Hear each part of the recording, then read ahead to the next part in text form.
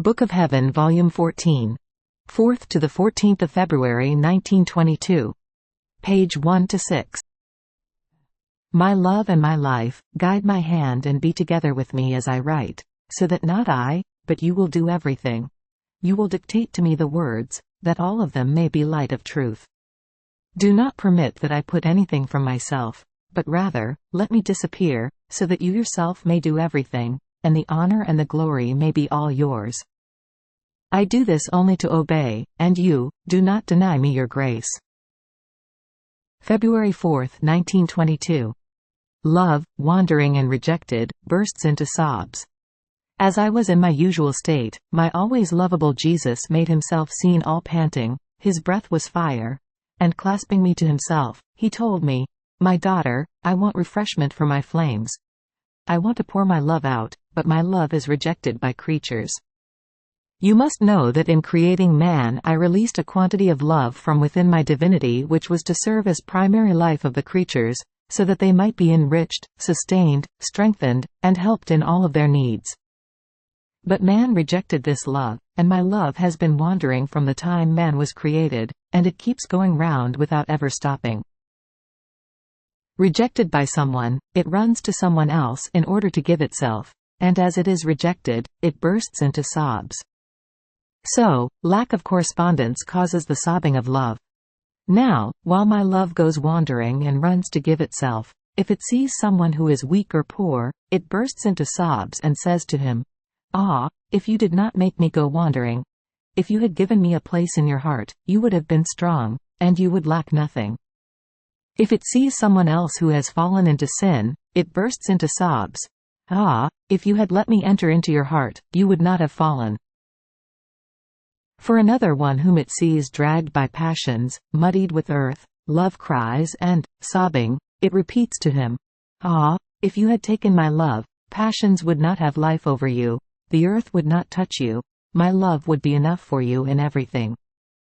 So, in each evil of man, small or big, love bursts into sobs and continues to go wandering in order to give itself to man.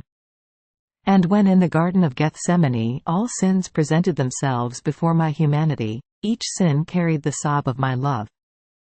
All the pains of my passion, each blow of the lash, each thorn, each wound, were accompanied by the sob of my love, because if man had loved, no evil could have come.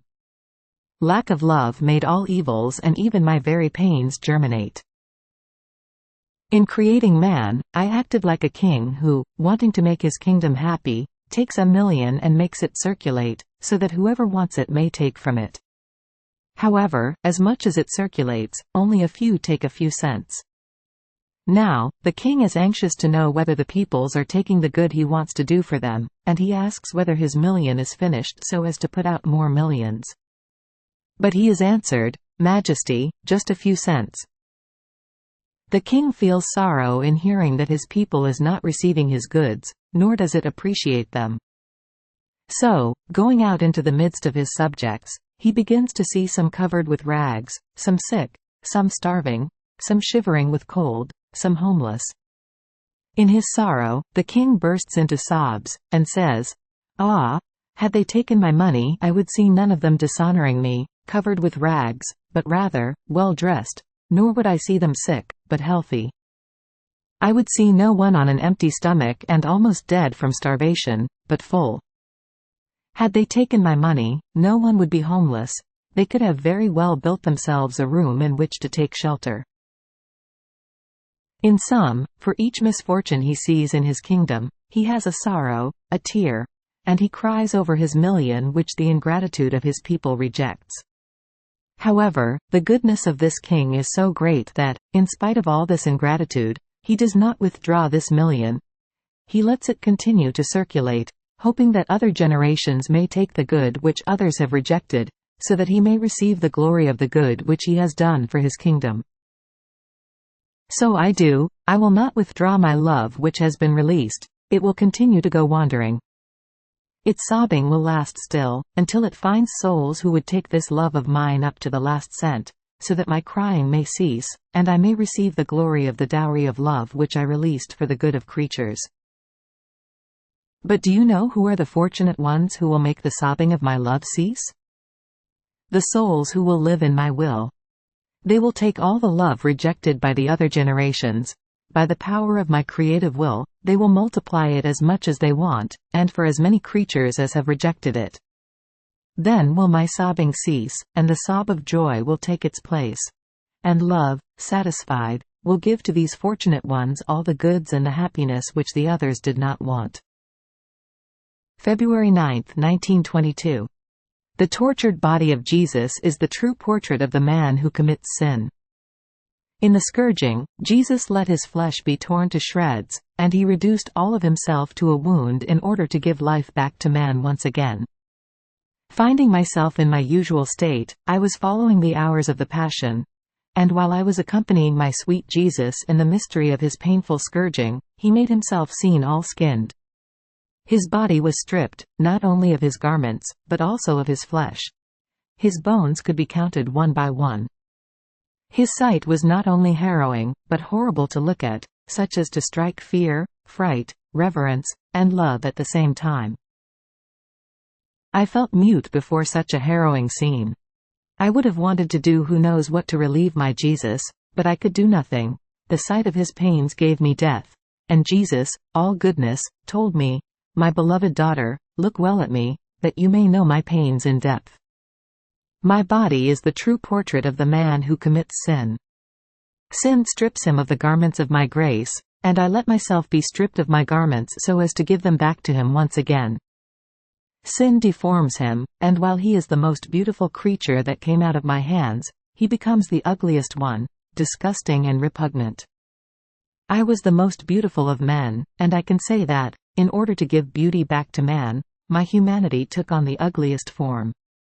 Look at me, how horrid I am. I let my skin be ripped off by dint of lashes, to the point that I could no longer recognize myself. Not only does sin take beauty away, but it forms deep wounds, rotten and gangrenous, which corrode the most intimate parts of him. They consume his vital humors, so everything he does are dead, skeletal works. They snatch from him the nobility of his origin, the light of his reason, and he becomes blind. And I, in order to fill the depth of his wounds, let my flesh be torn to shreds. I reduced all of myself to a wound, and by shedding my blood in rivers, I made the vital humors flow in his soul, so as to give life back to him once again. Ah! Had I not had the fount of the life of my divinity within me, which, since my humanity died at each pain that they gave me, substituted my life, I would have died from the very beginning of my passion. Now, my pains, my blood, my flesh which fell off in shreds, are always in the act of giving life to man. But man rejects my blood so as not to receive life. He tramples upon my flesh so as to remain wounded. Oh, how I feel the weight of ingratitude!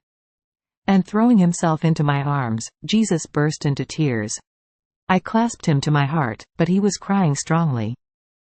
What torment, to see Jesus crying! I would have wanted to suffer any pain so that he would not cry. So I compassionated him, I kissed his wounds, I dried his tears, and he, as though cheered, added, "Do you know how I act? I act like a father who loves his son very much. This son is blind, deformed, crippled, and his father who loves him to folly, what does he do? He plucks his own eyes out, he cuts his own legs, tears his own skin off, and gives everything to his son, saying, 'I am happier to remain blind, crippled, deformed myself, as long as I see that you, my son, can see, can walk, and are beautiful.' Oh, how happy is that father, in seeing his son looking with his eyes, walking with his legs, and covered with his beauty. But what would the sorrow of the father be, if he saw his son, ungrateful, throwing away his eyes, legs and skin, contenting himself with remaining ugly as he is? So I am. I took care of everything, but men, ungrateful, form my most bitter sorrow. February 14, 1922. The happiness of Jesus when one writes about him. As I was in my usual state, my sweet Jesus made himself seen all pleased and with an indescribable contentment, and I said to him, "What is it, Jesus? Are you bringing me good news, that you are so content?" And Jesus told me, "My daughter, do you know why I am so content? All my joy, my feast, is when I see you write. I see my glory, my life and the knowledge of me that multiplies more and more, being inscribed in those written words. The light of the divinity, the power of my will, the outpouring of my love. I see everything written on paper, and in each word I feel the fragrance of all my perfumes. Then I see those written words run in the midst of the peoples, to bring new knowledges, my outpouring love, the secrets of my will. Oh, how I rejoice! So much that I don't know what I would do to you when you write. And as you write new things that regard me, I keep inventing new favors in order to repay you, and I dispose myself to tell you new truths so as to give you new favors. I have always loved more and reserved greater graces for the ones who have written about me, because they are the continuation of my evangelical life, the spokesman of my word. That which I did not say in my gospel, I reserved to say to those who would write about me. I did not finish preaching at that time. I must preach always, as long as the generations will exist. And I, my love, to write the truths that you tell me is a sacrifice. But the sacrifice becomes harder, and I almost feel no strength to make it, when I am obligated and when they force me to write of my intimacies between you and me, and of things that regard me. I don't know what I would do so as not to put the pen on paper. And Jesus, you remain always aside. It is always about me that you speak, what I do to you, how much I love you, and where my love toward creatures reaches. This will push others to love me, so that they too may receive the good that I do to you. Besides, this mixing you and me in writing is also necessary, otherwise some might say, to whom did he say this? To whom was he so generous in lavishing his favors? Maybe to the wind, to the air? Is it not said that in my life I was so very generous with my mama? That I spoke to the apostles, to the crowds, and that I healed such and such sick person? Therefore, everything is necessary, and be sure that, in what you write, it is always me that you make known more.